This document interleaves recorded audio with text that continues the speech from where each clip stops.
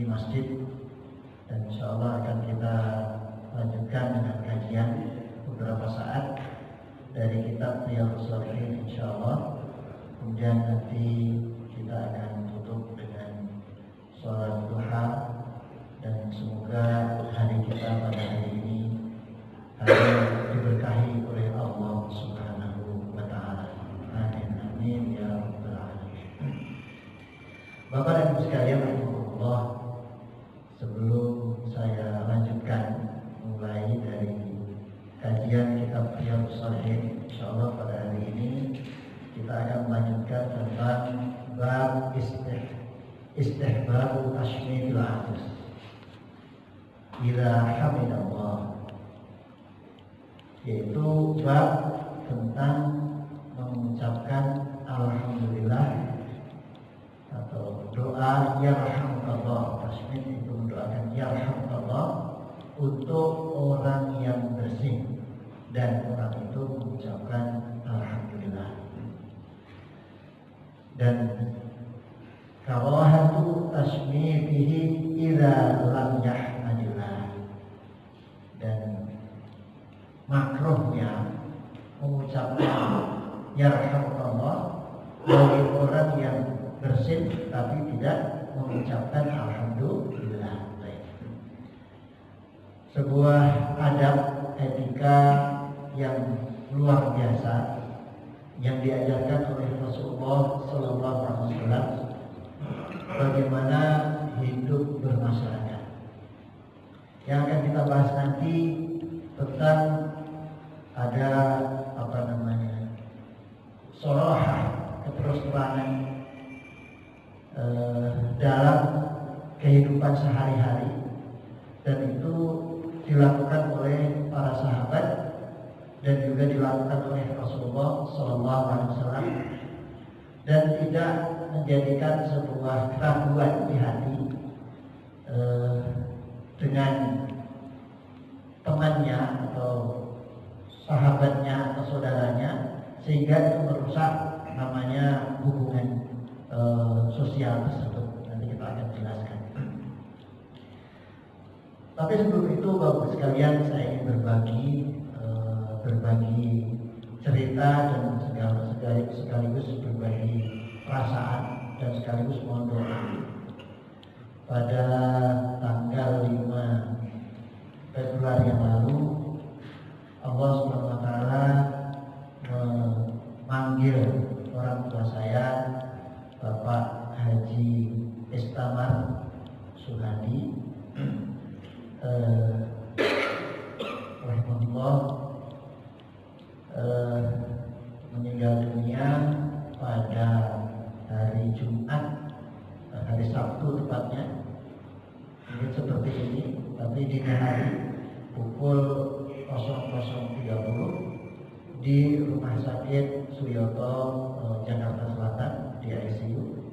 Setelah mengalami perawatan kurang lebih bolak-balik rumah sakit keluar masuk itu mungkin sekitar sebulanan. Sempat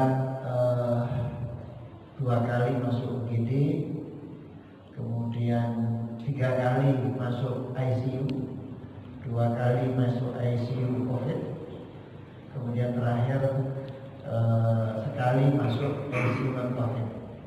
Di antara masuk ICU dan keluar ICU itu, baru masuk itu sempat 2 kali dirawat di ruang perawatan. Sebuah perjalanan yang mungkin saya berbagi sedikit pada Bapak Ibu sekalian. Ada beberapa pelajaran yang ingin saya berbagi. Yang pertama adalah pelajaran tentang bagaimana kita bersikap dengan orang tua. Ini terutama kepada jamaah yang masih muda, yang mungkin akan merawat orang tua atau seharusnya merawat orang tua. Banyak di antara kita sibuk dengan kehidupan kita, Banyak yang dilakukan dengan amal saleh. Salah satu alasan dan motivasinya adalah ingin meraih surga. ingin meraih surga. Saudara-saudaraku sekalian yang masih muda-muda, yang masih punya orang tua, banyak orang yang mendapatkan surga pergi jauh, bekerja jauh, kemudian sampai misalnya ya dia melakukan dengan modal banyak, dengan pikiran yang luar biasa. Tapi ingatlah bahwasanya ketika Anda memiliki orang tua yang sudah waktunya dirawat, Anda sebenarnya meninggalkan surga yang ada di hadapan Anda dan mencari surga yang entah apakah Anda bisa mendapatkan dan atau tidak. Dan ketika kita mendapatkan orang tua, berarti ada surga di rumah kita. Itu perlu kita sadari. Seorang yang amin, ya, al-mu'minu kayyisun fatil. Seorang yang beriman itu orang yang cerdas. Maka lam yatakhalla 'anil jannati wa hiya fi baitihi. Tidak akan pernah meninggalkan surga selagi surga itu ada di rumahnya. Sehingga kalau Rasulullah SAW menjelaskan tentang masalah orang tua ini, merugilah seseorang yang mendapatkan orang tuanya dan dia tidak masuk surga gara-gara merawat orang tua yang sudah sepuh itu, maka dia sangat merugi. Padahal kalau kita di tempat yang lain itu kita tidak mendapatkan surga, tidak disebutkan seperti itu. Gitu. Sehingga dalam hal ini Bapak sekalian dengan Allah Subhanahu Wa Taala, orang tua adalah kesempatan Anda mendapatkan surga dan Anda akan menyesal ketika Anda tidak mendapatkan nanti di akhir. Itu urusan kita dengan Allah Subhanahu Wa Taala, tapi usaha kita apa? Itu yang pertama. Surga itu Bapak sekalian, terutama yang masih muda-muda, yang masih punya orang tua, yang merawat orang tua, bukan hal yang mudah untuk kita dapatkan. Bukan hal yang mudah untuk didapatkan. Tapi untuk mendapatkan itu kita perlu menyiapkan diri kita. Artinya berarti ketika kita ingin mendapatkan surga itu, kita memang punya program surga, itulah berarti. Sehingga kita mengkondisikan diri kita, mengkondisikan keluarga kita, istri kita, suami kita, mengkondisikan anak kita, mengkondisikan cucu kita. Nah, wahai istriku, wahai suamiku, ini program surga kita yang limited edition, ada batasnya. Sehingga ketika kita menjalani kehidupan dan bersama dengan orang tua kita itu tadi Bapak Ibu sekalian, kita tidak ada mengeluh, tidak ada capeknya, tidak ada capek, tidak ada mengeluh, tidak ada sesuatu yang kita ucapkan sedikit pun, gitu ya. Yang sering kita dengarkan adalah kita mengatakan orang tua susah sekali orang tua mengerti kita. Insya Allah kita bukan berhadapan dengan orang tua, tapi kita berhadapan dengan surga Allah Subhanahu Wa Taala yang untuk mendapatkannya Allah menguji kita. Hasiban nas ayyutraku ayyaqulu amanna wa hum la yaftanun. Pasti diuji, ada ujian. Dan namanya ujian Bapak sekalian bukan hal yang mudah. Sekecil apapun namanya ujian itu, apalagi ujian surga. Seperti itu. Jadi penyiapan untuk diri kita sebagai anak, penyiapan untuk istri atau suami kita, ya, sebagai menantu, gitu. Penyiapan untuk anak-anak kita, untuk cucu-cucu kita kalau ada kita punya cucu di rumah kita, mari kita sambut surga. Kita punya program proyek surga. Berikutnya, poin berikutnya kita bisa ambil Bapak Ibu sekalian menjaga Allah Subhanahu Wa Taala berkaitan dengan orang tua. Itu orang tua itu sesuatu yang mahal, Kalau kita punya jabatan ya, kemudian atau kita punya posisi di masyarakat. Kalau seandainya kita tidak melaksanakan jabatan itu, ya, jabatan itu, maka ketika kita meninggalkan jabatan itu, meninggalkan pekerjaan itu, banyak orang lain yang mengambil. Apalagi bisnis, kita nggak mengambil bisnis itu, jabatan itu, dan seterusnya. Maka banyak orang berebutan mengambil itu. Namun berbeda dengan ketika mengurus orang tua. Kalau kita tidak mengambil, ya, diri kita tidak mengambil, keluarga kita tidak mengambil, urusan orang tua kita yang surga tadi itu, maka tidak akan ada orang lain yang mengambil. Sehingga dalam hal ini sebenarnya Allah SWT memberikan kesempatan kepada kita untuk mengatakan itu kesempatan kamu, untuk kamu. Masalahnya tinggal kita ini mau atau tidak, itu saja. Sehingga Bapak-Ibu sekalian, terutama yang masih muda-muda yang punya orang tua, ketika Anda tidak mengurus semua pekerjaan, apalagi jabatan tadi, banyak orang berebutan. Tetapi ketika Anda tidak mengurus orang tua Anda, tidak akan ada orang yang mengambil urusan itu. Jadi seperti itu. Berikutnya, poin berikutnya kita bisa ambil tentang orang tua. Dalam hal ini Bapak-Ibu sekalian dengan Allah Subhanahu wa taala adalah tentang pekerjaan tadi itu, ya. Pekerjaan tadi.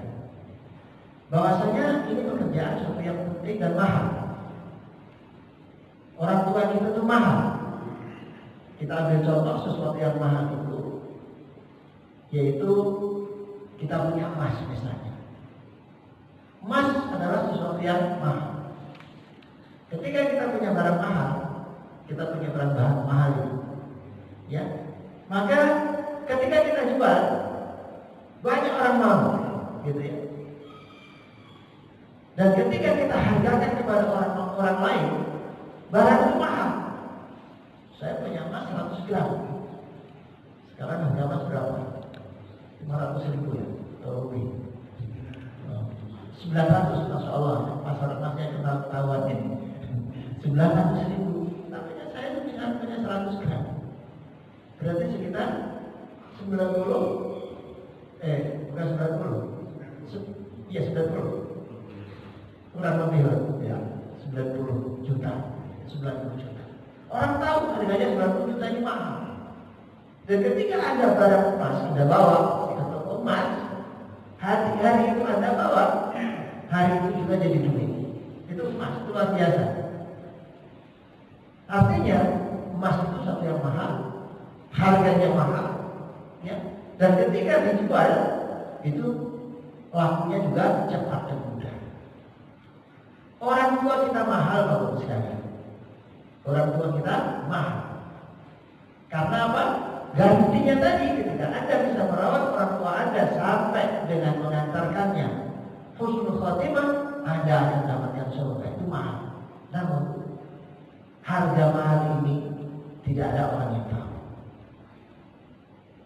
Hanya orang yang tahu tentang mahalnya saya yang tahu tentang mahal. Beda dengan emas, semua orang tahu. Karena apa? Tidak semua orang paham tentang hal ini. Nah, kemudian barang mahal tidak bisa Anda jual. Ketika ada umumkan, hai Bapak sekalian, saya punya barang harganya surga, siapa mau beli orang tua saya? Nggak akan ada. Nggak akan ada. Sehingga di sini Bapak sekalian yang dikatakan Allah Subhanahu wa taala, sesuatu yang mahal itu tadi, ya, akan menjadi mahal bagi orang-orang yang diberikan pemahaman oleh Allah Subhanahu wa taala sesuatu yang mahal. Yang terakhir, Bapak sekalian dengan Allah Subhanahu wa taala tentang sebagai orang muda yang punya orang tua yang merawat orang tua. Merawat dengan orang tua itu masalah hati, ya, masalah hati. Sehingga ketika kita berbicara masalah hati itu erat kaitannya dengan perasaan. Gitu ya. Salah satu yang saya nasihatkan adalah ketika sudah berhubungan dengan orang tua yang oleh Allah Subhanahu wa taala ketika usia itu sudah semakin tua yuraddu ila ardhil umr. Orang tua tadi, manusia itu dikembalikan seperti anak-anak, gitu ya, seperti anak-anak. Sehingga gitu ya, perasaan itu sangat-sangat dimainkan di situ oleh seorang anak tadi. Maka saya menganjurkan ketika sudah berhadapan dengan orang tua, maka jangan pakai perasaan. Jangan pakai perasaan. Karena kalau Anda pakai perasaan, maka Anda akan kalah, kemudian Anda akan putus asa, dan Anda akan menyerah. Saya nggak sanggup lagi terus orang tua. Karena apa? Perasaan itu tidak ada batasnya. Tapi ketika Anda tidak punya perasaan, sudah. Apapun yang diomongkan saya terima, karena ini surga ini. Entah menyinggung, entah apa, entah yang diomongkan, dan seterusnya, dan seterusnya. Maka nggak akan kita masukkan ke dalam perasaan kita. Gitu ya. Yang jelas adalah Bapak, Ibu, saya adalah putramu, putrimu. Mohon maaf apabila ada sesuatu yang tidak berkenan. Yang lain omongannya apapun misalnya. Salah satu yang saya rasakan dengan orang tua itu, yang selama ini orang tua saya itu tidak pernah berkata seperti itu, gitu ya. Masya Allah, itu diucapkan ketika sakit, ketika kami rawat. Saya suapin, Bapak ayo makan, Bapak ayo makan. Nggak mau, mau katanya. Bapak saya nggak mau makan. Masya Allah, itu perjuangan luar biasa. Saya juga tidak tahu, mungkin karena faktor kalau kata dokter sih, itu intinya asam lambungnya naik sehingga mudah untuk tidak menerima makanan. Karena kita sebagai anak, kita suapin terus begitu. Apa katanya Pak? Kamu ini jadi anak kok nggak taat sama orang tua. Aku tidak mau makan. Kamu ini saya jadi anak taat kepada orang tua kan harus gitu ya. Tapi ketika orang tua melontarkan di situ, logika kita mengatakan ini bukan sesuatu ada tempatnya. Kemudian ketika kita paksakan seperti itu, kita jelaskan, Bapak, Ibu, misalnya, Bapak, kalau saya dengan Bapak saya, Bapak, orang yang sakit itu harus makan. Ibadahnya orang sakit adalah sabar. Ibadahnya orang sakit itu berdoa kepada Allah Subhanahu wa taala mohon kesembuhan. Ibadahnya orang sakit itu minum obat, dan ibadahnya orang sakit sebelum minum obat adalah makan. Oh, bagus Pak ya, alhamdulillah gitu ya, benar gitu ya. Kata dokter sudah kita jelaskan. Apa katanya? Kamu gitu ya katanya. Setelah kamu disekolahkan pintar-pintar, kamu sekarang ngajarin orang tua ya. Kamu ngajarin orang tua ya. Masya Allah. Udah sekarang bantah, kamu sekarang sok pintar lagi ngajarin orang tua. Ya Allah. Ini kalau kita baper Pak, Masya Allah, selesai itu. Tapi ketika ini sadar, ya Allah, ini surga ini. Saya dipuji, ini kita dipuji. Saya cium tangannya, Bapak, maafkan saya kalau saya tidak taat. Semoga Bapak berkenan. Saya cium tangan. Bapak menyekolahkan saya biar pintar. Tapi kata-kata Bapak ini aneh ini, nggak pernah saya dengar sebelumnya. Tapi nggak apa-apa lah, ini sudah berikan mungkin kata-kata saya kurang berkenan. Saya cium tangannya, saya cium Bapak saya, minta maaf. Diam kayak gitu. Masya Allah, itu adalah ujian. Jadi dalam hal ini Bapak sekalian jika Allah Subhanahu wa taala, saya berharap kepada yang muda-muda, orang tua bukan mudah menerima merawat orang tua, tapi ingat ini adalah surga Anda. Bukan surga orang lain, surga Anda. Jangan dibiarkan. Jangan dibiarkan dia berlalu. Karena dia adalah limited edition, ada batasnya. Gitu. Ketika orang tua saya sudah tinggal seperti ini, Masya Allah, rasanya begitu pendek kita itu beramal soleh untuk orang tua. Kemudian untuk orang tua, ternyata bagus sekalian. Saya untuk orang-orang yang sudah sepuh-sepuh ya, yang sudah sepuh-sepuh. Yang sekarang masih sehat, sekarang masih sadar. Ada kalanya kita akan dikembalikan oleh Allah Subhanahu wa taala ke dalam kondisi yang kita tidak bayangkan sebelumnya gitu. Kita tidak bayangkan sebelumnya. Itu adalah ujian buat orang tua, buat orang yang sudah mengalami ketuaan, terutama yang muda yang ada belum pernah merasa tua, menjadi tua gitu. Yang tua sudah menjadi tua, tapi yang muda belum tentu bisa menjadi tua. Maka mungkin sekarang masih normal, masih bisa enak. Tapi suatu saat nanti Bapak Ibu sekalian, Allah akan uji kita untuk seperti itu. Yurad ila ardhil umur.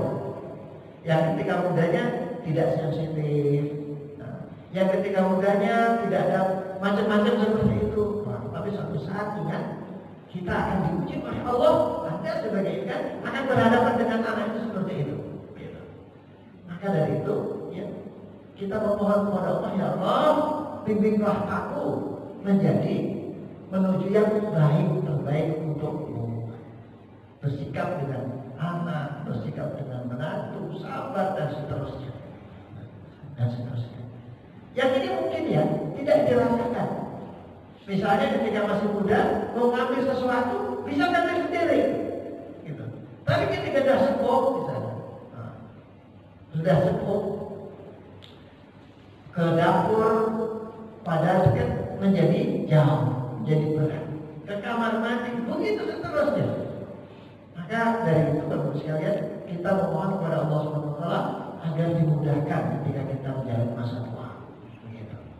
Dan agar hati kita itu dikuatkan oleh Allah SWT untuk menjalani nanti dengan baik. Kemudian yang berikutnya terhadap orang tua. Ya. Kadang-kadang kita ini sebagai yang saya lihat, saya perhatikan itu. Sebenarnya seseorang itu ketika masalah cinta itu ingin ingin memuji gitu. Jadi misalnya anak saya ini benar-benar sayang saya nggak sih untuk rawat saya kayak ya. Sebagaimana seorang suami atau istri, saya ingin tahu suami saya benar atau enggak kayak gitu. Atau seorang